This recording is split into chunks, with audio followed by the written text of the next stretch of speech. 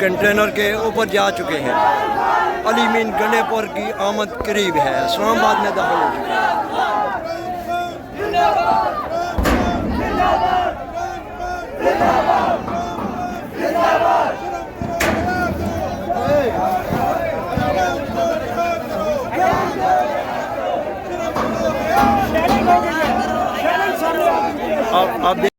आपका मेज़बान शौकत मुग़ल और आप देख रहे हैं वॉइस ऑफ पाकिस्तान उर्दू। आज इस्लामाबाद से एक बड़ी डेवलपमेंट के साथ मैं हाज़िर हुआ हूँ। हाई कोर्ट के अंदर एक बड़ा इम्पोर्टेंट केस लगा हुआ था, जिस केस के हवाले में पूरी दुनिया में क्या मैसेज गया है, क्या आज CM KPK की गुफ्तगू, अलीमा ख़ान की गुफ्तगू, उसके हवाले से आज मैं जिस शख्स के साथ गुफ्तगू करने जा रहा हूँ, ILF के सीनियर रहनुमा भी हैं।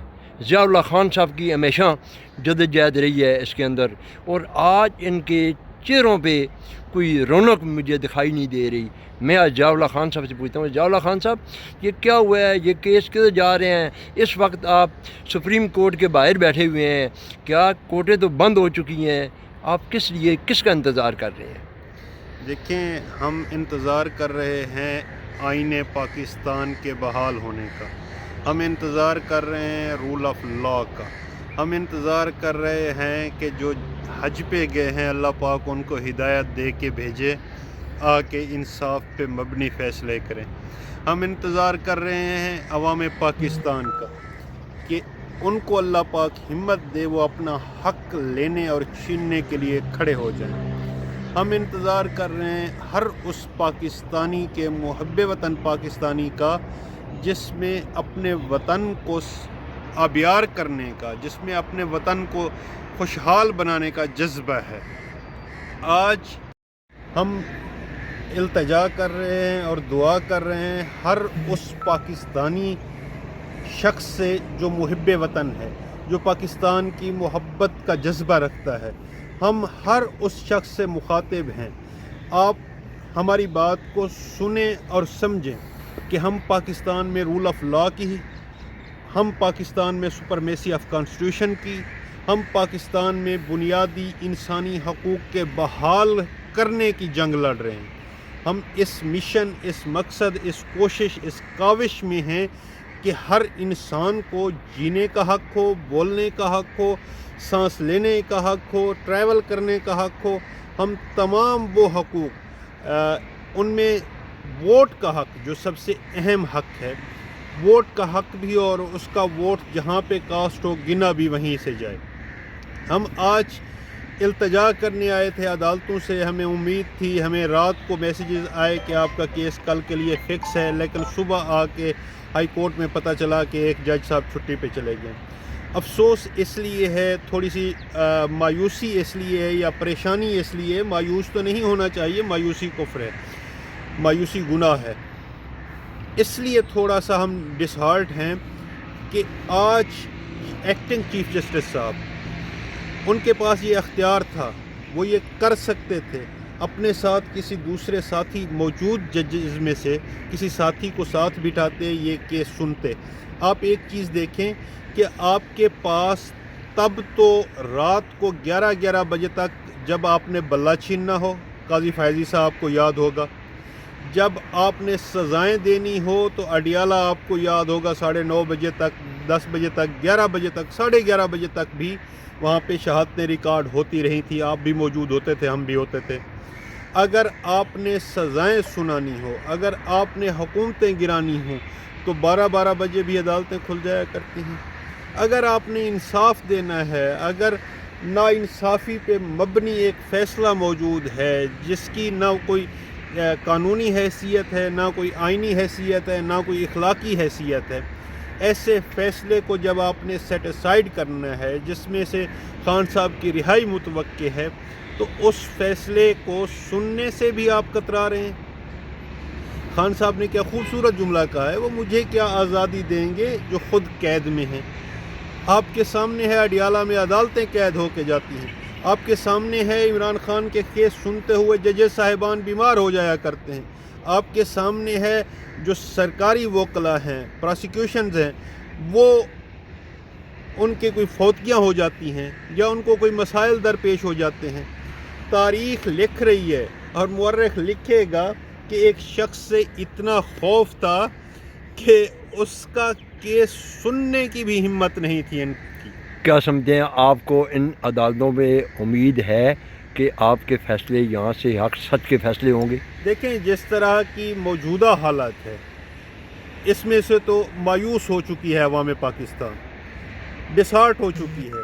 وہ کہتی ہے جو اپنے ساتھی ججز کو ساتھ بیٹھے ہوئے بینچ میں، مثال کے طور پہ اگر 15 کرسیاں ہیں تو ساتھ بیٹھے ہوئے ججز کو انصاف نہیں دے سکتے، وہ انصاف کے طلبگار ہیں۔ میں آپ کو 2-4 مثالیں دے دیتا ہوں۔ عائشہ ملک صاحبہ اور عقیل عباسی صاحب کا آج تک ڈیسینٹنگ نوٹ کا آرڈر ویب سائٹ پہ اپلوڈ نہیں ہو سکا۔ میں آپ کو مثال دیتا ہوں، ہائی کورٹ کے 6 ججز کی پٹیشن یہاں پہ آج تک پینڈنگ پڑی ہوئی ہے، ان کو انصاف نہیں مل سکا۔ میں آپ کو مثال دیتا ہوں، منیب اختر صاحب اور منصور علی شاہ صاحب کے کئی خطوط موجود ہیں۔ میں اس طرح کی آپ کو بہت ساری مثالیں دے سکتا ہوں۔ کسی بھی معاشرے کو اگر آپ نے ختم کرنا ہے، اگر آپ نے گرانا ہے، تو سب سے پہلے اس کا عدالتی نظام کیپچر کر لو، گرا لو، تو وہ معاشرہ، وہ ملک خود بخود ہی مدھم ہو جاتا ہے، وہ مندہم ہو جاتا ہے، وہ گر جاتا ہے۔ اس کی نہ کوئی اخلاقی نہ اس کا جواز رہتا ہے، نہ کوئی اس کی معاشی استحکام آتا ہے، نہ اس میں کوئی سیاسی استحکام آتا ہے، نہ لوگ کسی بھی ادارے پہ، کسی بھی نظام انصاف پہ یقین رکھتے ہیں، ان کا یقین ٹوٹ جاتا ہے۔ لیکن ایک چیز دیکھیں، آپ جتنا بھی کوشش کر لیں، ہم آج بھی اسی ایمان کے ساتھ، اسی جذبے کے ساتھ موجود ہیں کہ ہمیں انشاءاللہ انصاف بھی ملے گا، ہمیں انشاءاللہ جینے کا حق بھی دیا جائے گا، ہمیں اپنا پرامن آئینی احتجاج کرنے کا حق بھی دیا جائے گا۔ جہاں تک آپ کے سوال کا تعلق ہے کہ پرتشدد، ہم کبھی بھی پرتشدد نہیں تھے، نہ ہی عمران خان پرتشدد تھے۔ عمران خان نے ہمیشہ کہا ہے کہ پرامن احتجاج کریں۔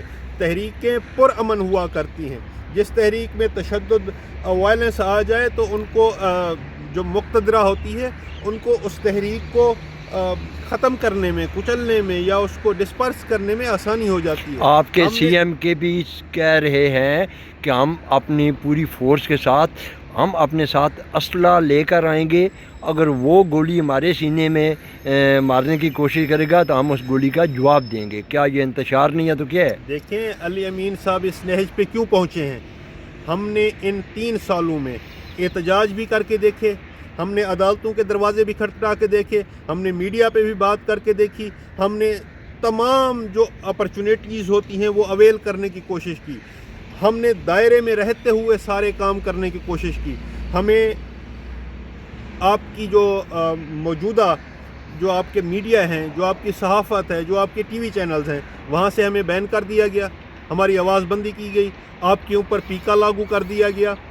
اس کے بعد آپ دیکھیں کہ پرامن احتجاج ہم کرتے تھے، 4 اکتوبر کا ہو، 26 نومبر کا ہو، کسی بھی سٹیج پہ آپ چلے جائیں، ہمارا ہر احتجاج پرامن تھا۔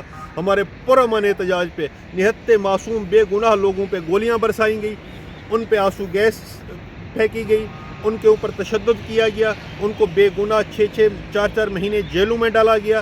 آپ کے سامنے ہیں، ہم روزانہ کی بنیادوں پہ ان کی ضمانتیں کرا رہے ہوتے ہیں، ان کے کیسز لڑ رہے ہوتے ہیں۔ یہ جو پچھلے مہینے آپ کے سامنے تھا، چترالی صاحب کو سزا دی گئی، ان کے ساتھ باقی درجن بھر کارکنوں کو بھی سزا دی گئی تھی۔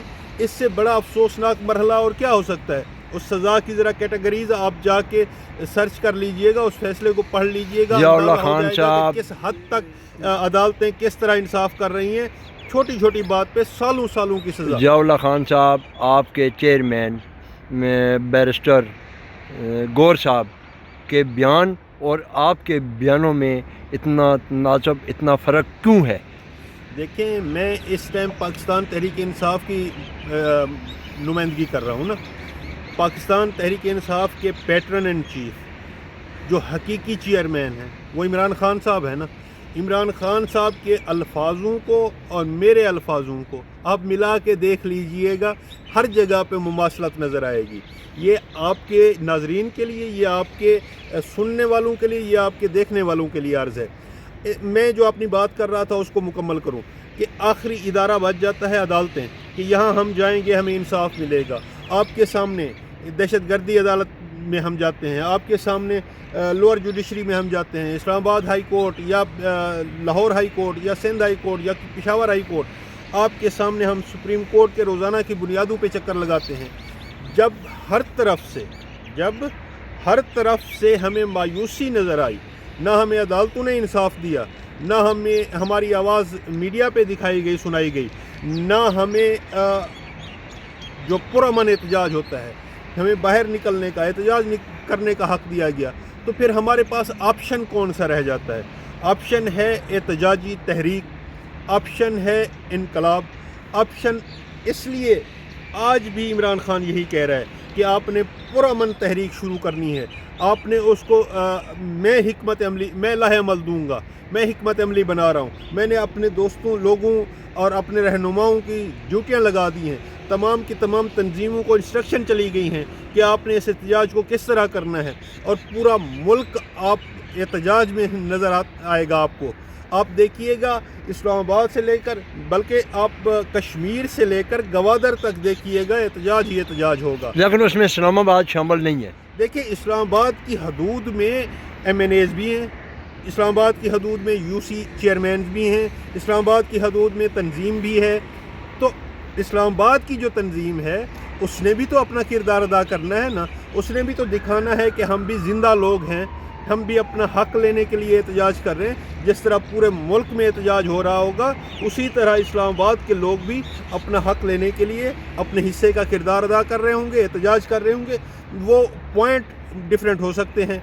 मिसाल के तौर पे कुछ दोस्त हैं जो D चौक इकट्ठा होना चाहते हैं, कुछ दोस्त हैं जो आपके 26 नंबर पे इकट्ठा होना चाहते हैं, कुछ दोस्त हैं जो बाराकाऊ वाले रोड पे इकट्ठा होना चाहते हैं, कुछ लोग हैं आपके एक्सप्रेस वे पे यानी टी चौक इकट्ठा होना चाहते हैं। तो इस तरह की चीज़ें करके हम एक मजबूत हिकमत अमली के साथ इस इस्लामाबाद को भी एहतजाज में शामिल करके दिखाएंगे। Thank you.